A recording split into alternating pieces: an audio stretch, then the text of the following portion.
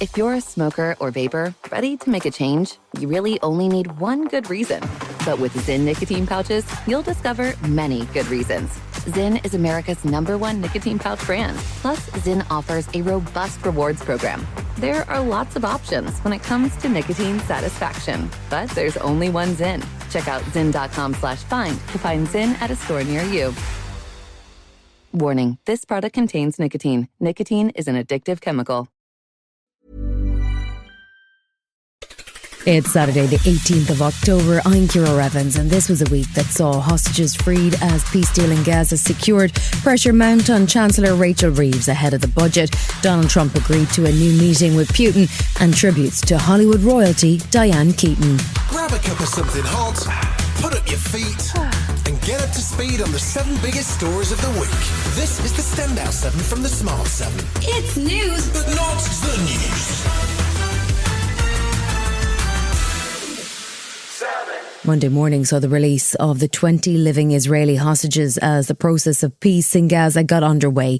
Israeli Prime Minister Netanyahu addressed the nation on Sunday night. This is a historic event that blends sorrow over the release of murderers and joy over the return of hostages. It is a historic event that some believed would never happen.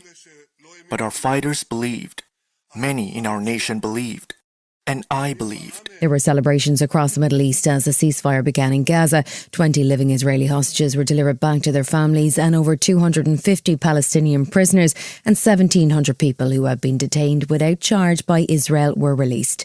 Egyptian President Abdel Fattah el-Sisi called for the Gaza war to be the last of wars in the region, although much concern remains over the next steps in the complicated peace process. Donald Trump arrived on Air Force One speaking at Israel's parliament and hosting a peace summit with over 20 world leaders in Egypt. This is not only the end of a war, this is the end of an age of terror and death and the beginning of the age of faith and hope.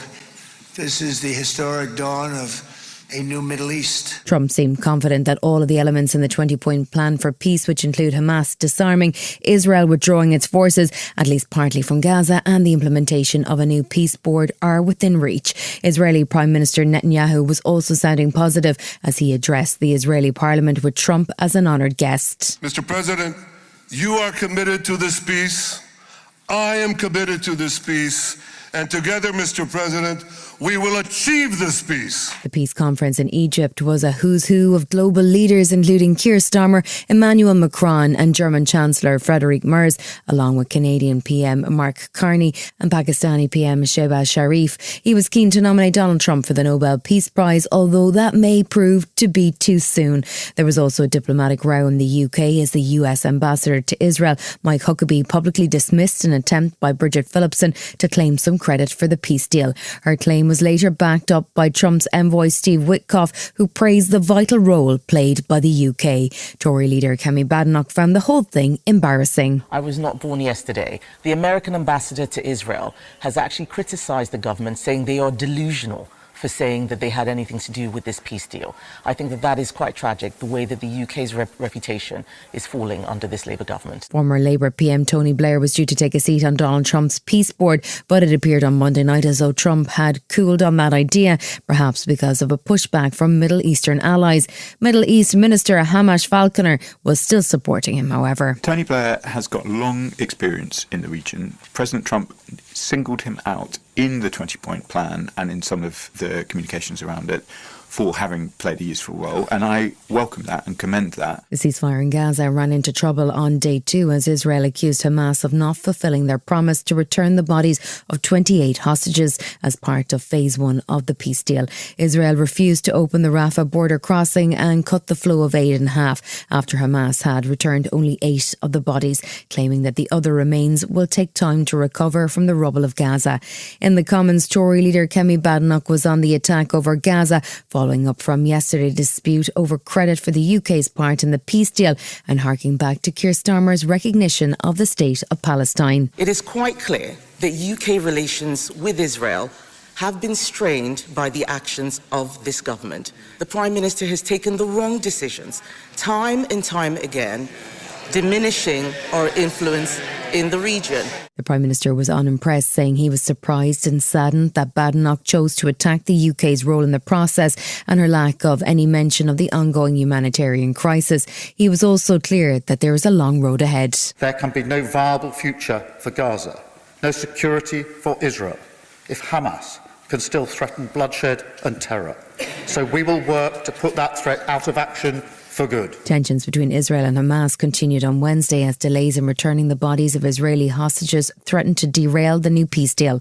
Hamas returned 2 more bodies to the Red Cross on Wednesday night, and they say it is impossible to return more without specialised equipment to move rubble. Israel were growing impatient, and Donald Trump warned Hamas that Israel will return to those streets as soon as I say the word. The issue has seen delays and reductions in the flow of aid into Gaza, and UNICEF's humanitarian chief Tom Fletcher says while things have improved, there's much more to be done. We've seen our ability to get food, medicine, tents in at a scale that we hadn't done before. We've had very good days in the last 3-4 days. We've had not so good days. And that's going to be the pattern in the period ahead. The Israeli Prime Minister continued to crank up the pressure on Hamas on day 4 of the ceasefire in Gaza. He spoke at a memorial in Jerusalem for victims of the October 7th attacks by Hamas and warned that Israel is prepared to fight terrorism with full force. There's growing unhappiness in Israel that Hamas have so far only returned 9 bodies of hostages when they are due to return 28. Hamas says the recovery is complex and made more difficult by the destruction of Gaza, but Netanyahu was in no mood for patience. There will never be forgiveness for those animals, the brutes who attacked us with such barbarism on the 7th of October 2 years ago.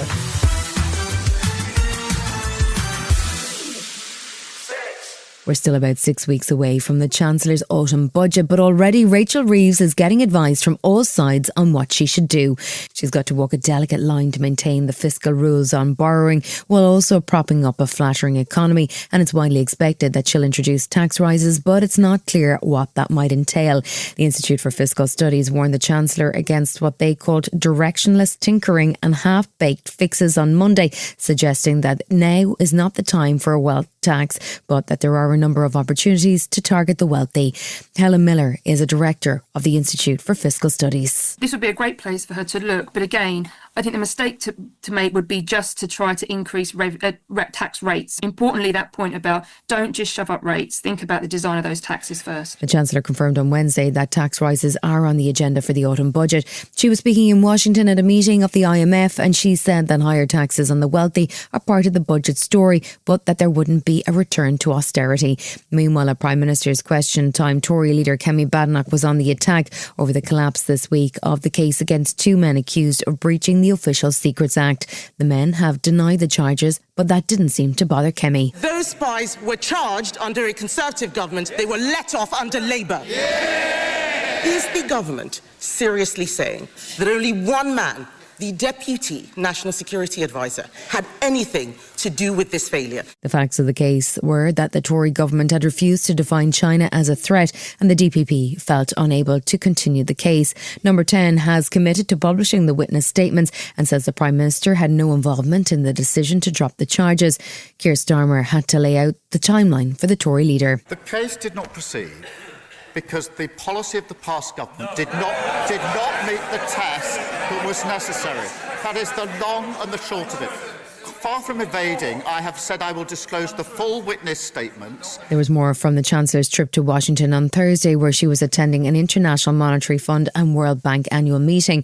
As she gears up for the autumn budget next month, she'll find out Monday from the Office for Budget Responsibility how much room to manoeuvre she will have. The government is focused on reducing energy bills and could potentially cut the VAT rate on energy to help drive down inflation.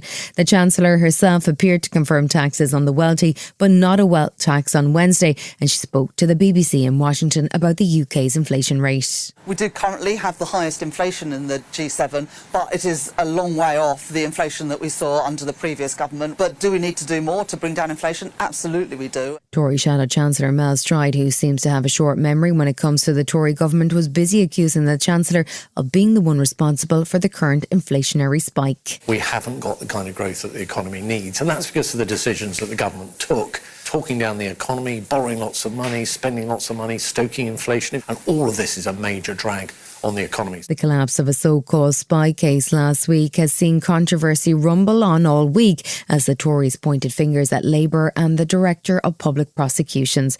Prime Minister Keir Starmer has been clear he had nothing to do with the failure, that he only became aware of the issue late on and has published witness statements from the case. In an unusual move, the head of MI5, Sir Ken McCallum, also weighed in, emphasising that the UK is facing an escalating level of threat, not just from China.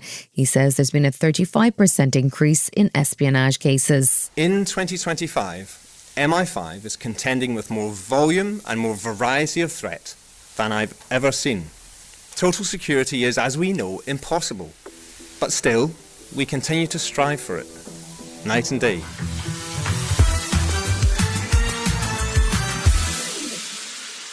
With a peace deal in Gaza, Russia's war in Ukraine has been back on the agenda this week. Last Saturday saw Ukrainian President Zelensky speak to US President Donald Trump and call on him to broker a peace deal similar to Gaza for the ongoing Russian war on Ukraine. Russia has continued to attack Ukraine's power grid as winter closes in, with 5 people killed in attacks over last weekend that left parts of Kyiv in darkness. Trump spent the week threatening again to provide long-range Tomahawk missiles to Ukraine. Speaking on the plane to the Middle East on Monday morning, Trump said he might talk to Putin and recognised that Tomahawks are a new step of aggression.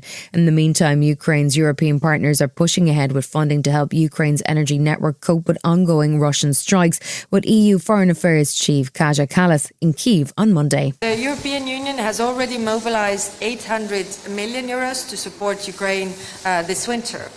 We are working on an extra 100 million euros for generators, shelters and cold weather gear.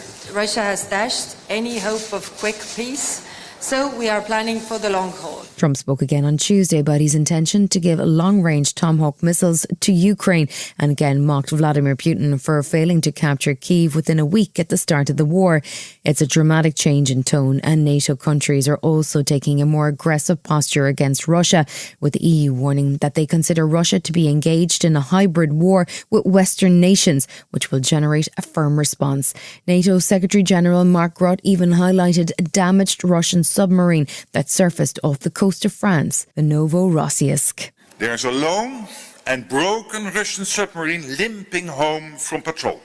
What a change from the 1984 Tom Clancy novel, The Hunt for Red October.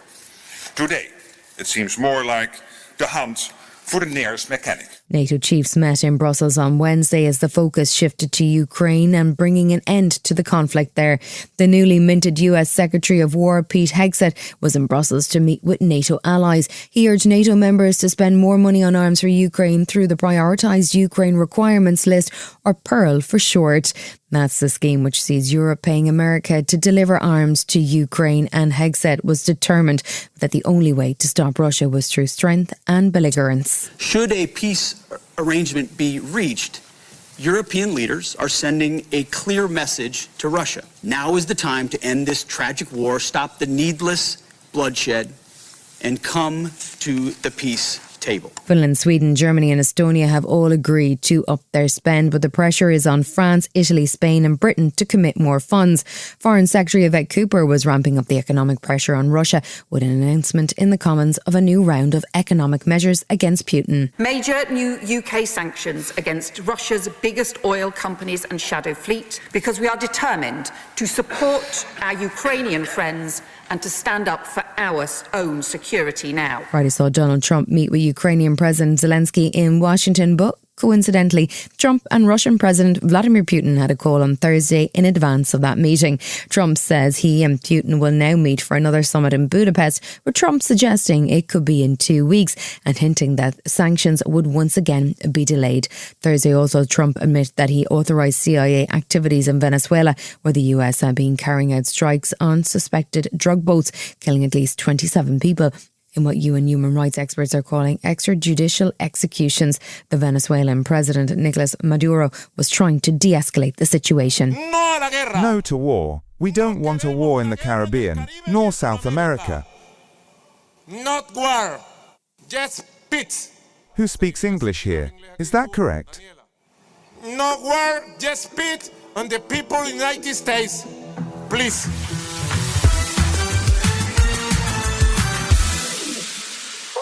The COVID inquiry has been back in session for the last 2 weeks with a module that looks at the closure of schools and the impact that had on pupils.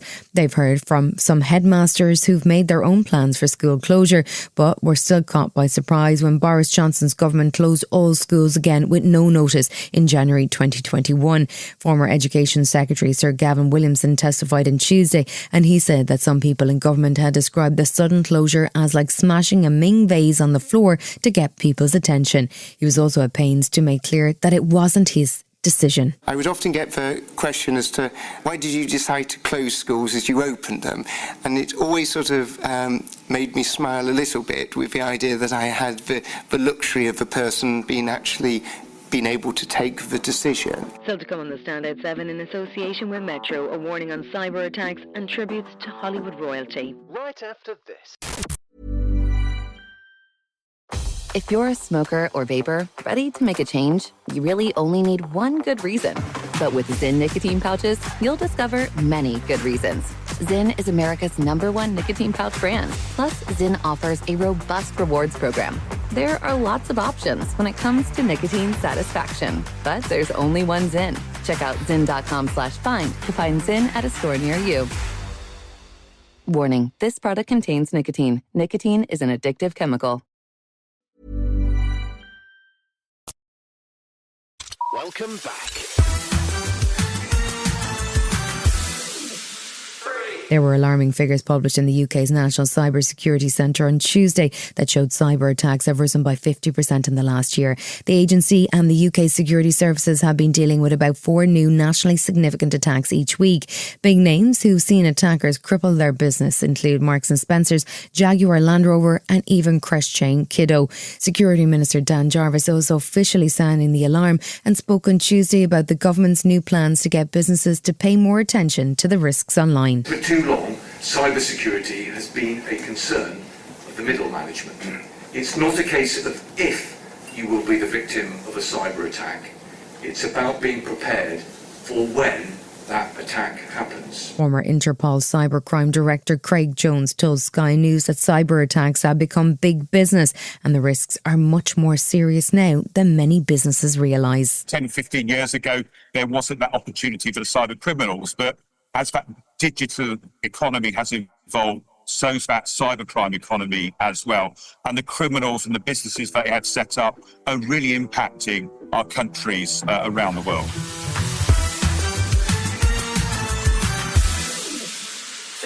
There was happy news on Wednesday for fans of longtime UK YouTubers Dan and Phil. After years of fan speculation, the pair finally confirmed they are a pair and have been in a relationship for 16 years. They'd both come out as gay in 2019 but had never publicly spoken about their relationship. Dan explained that he had what he called an extremely homophobic childhood, and that meant that he'd been deep in the closet for years, but finally after therapy decided to go public.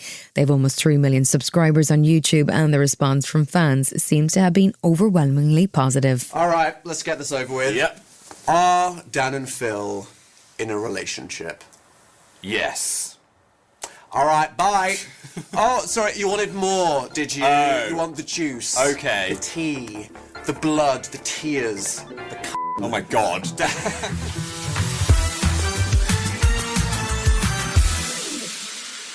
The death was announced last Saturday of Hollywood royalty Diane Keaton at 79 years of age. She was a gifted actress, famous for her ability to switch between dramatic and comic roles, and she won an Academy Award, a BAFTA Award and 2 Golden Globes, along with Emmy nominations and a Tony Award nomination. She won the Oscar for Annie Hall, which was co-written and directed by Woody Allen, based in part on their real-life relationship. Tributes flooded in from across the movie world, with Bette Midler calling Keaton hilarious and a complete original. As well as acting, she was also a director, including the series Twin Peaks. Reese Witherspoon counted her as a mentor and a friend and spoke on Sunday morning at an event in Los Angeles.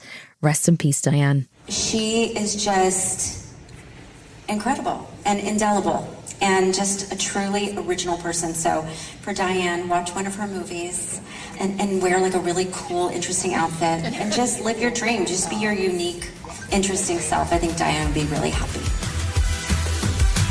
You've been listening to The Smart 7. We'll be back tomorrow at 7 a.m. Hit that follow button and have a great day. Give us 7 minutes and we'll give you the world.